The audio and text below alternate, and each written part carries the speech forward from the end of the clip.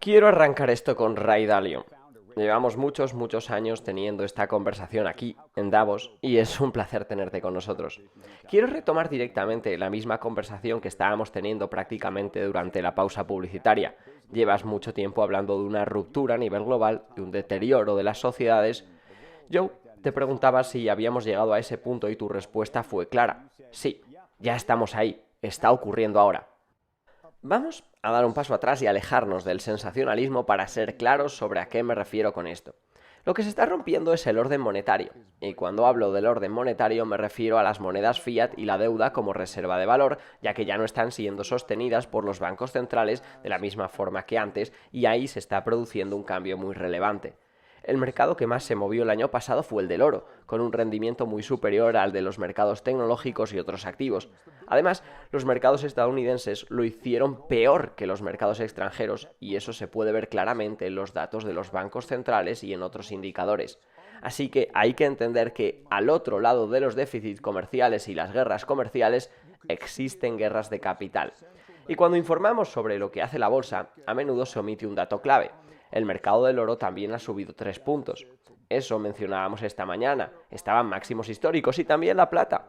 Y si observamos lo que está ocurriendo, por qué está ocurriendo y quién está comprando, merece la pena detenernos un momento en la idea de la guerra de capitales.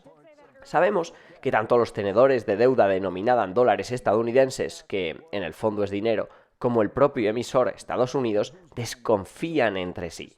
Si otros países poseen grandes cantidades de esa deuda y existe una preocupación mutua, mientras además se está emitiendo cada vez más, eso se convierte en un problema serio.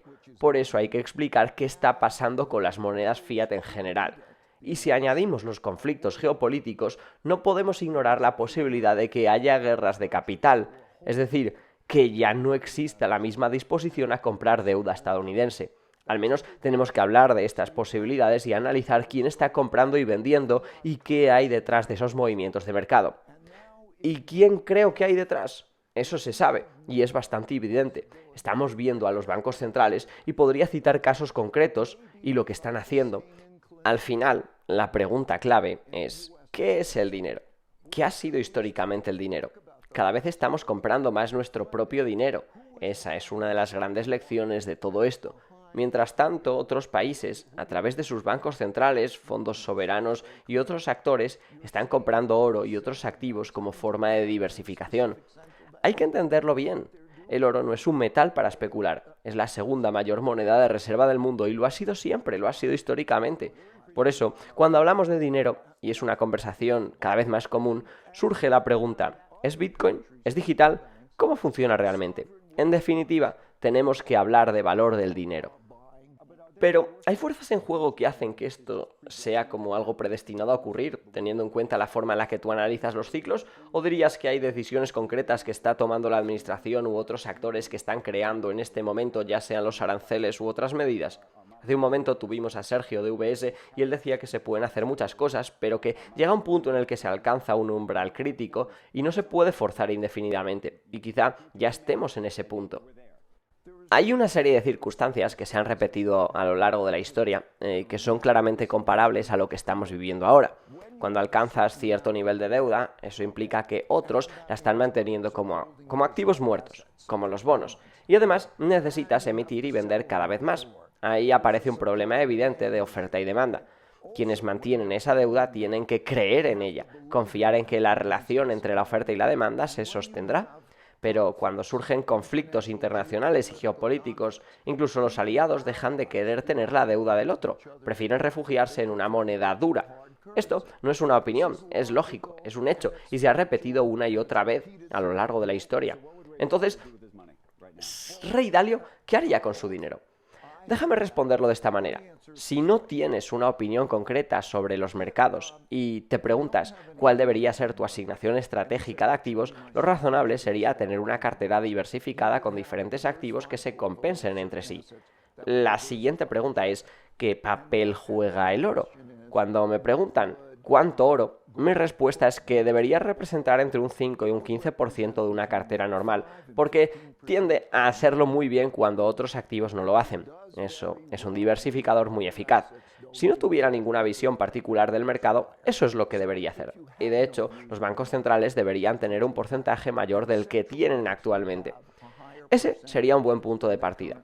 A partir de ahí, puedes hacer ajustes tácticos. En mis ajustes tácticos he sido claro desde hace bastante tiempo.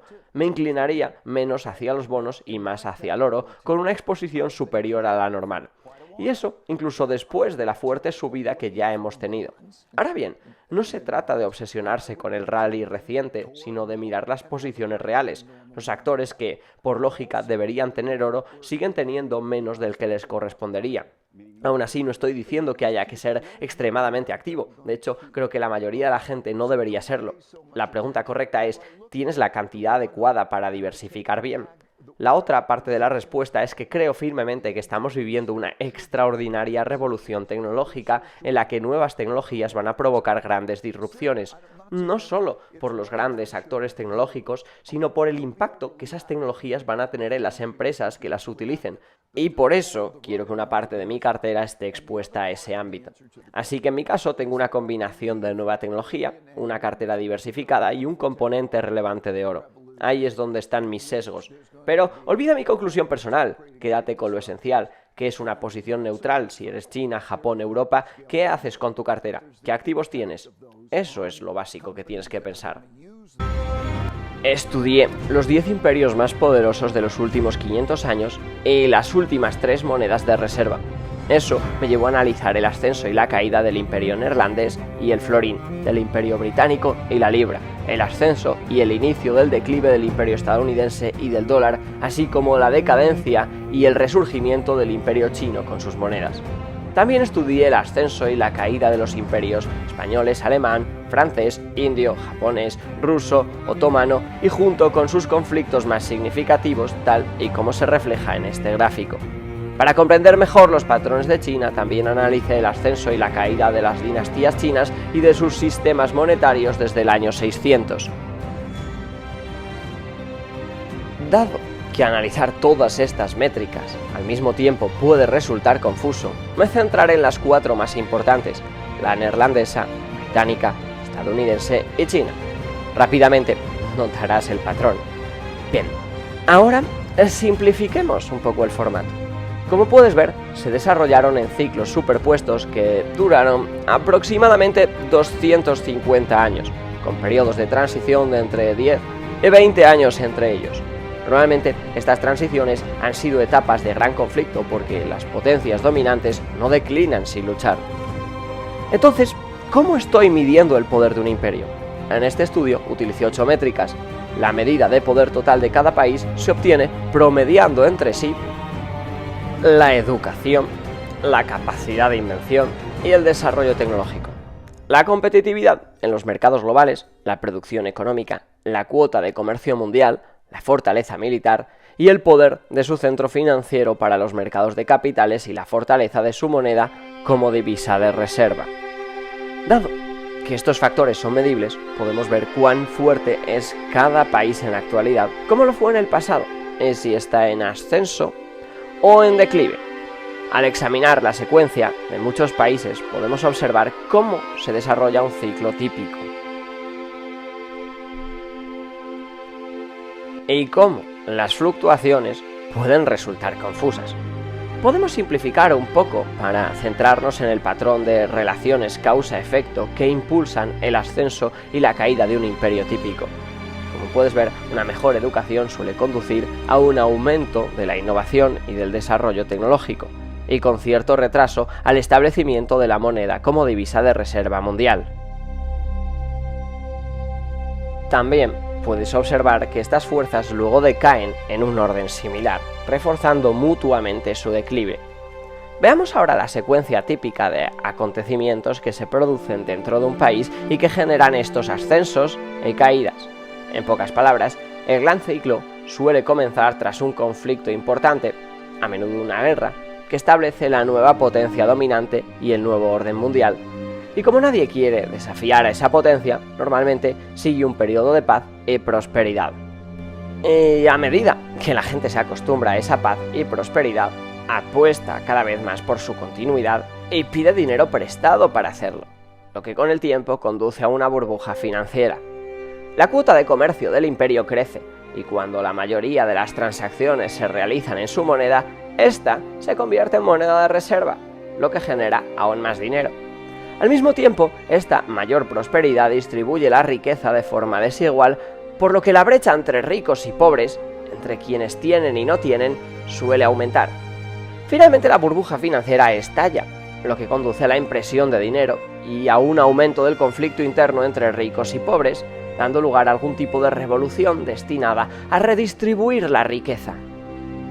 Esto puede suceder de forma pacífica o mediante una guerra civil. Mientras el imperio lucha con este conflicto interno, su poder se reduce en relación con potencias rivales externas que están en ascenso. Cuando una nueva potencia emergente se vuelve lo suficientemente fuerte como para competir con la potencia dominante que atraviesa un colapso interno, se producen conflictos externos, normalmente guerras, y de esas guerras internas y externas surgen nuevos ganadores y perdedores. Y luego los vencedores se reúnen para crear el nuevo orden mundial y el ciclo comienza de nuevo.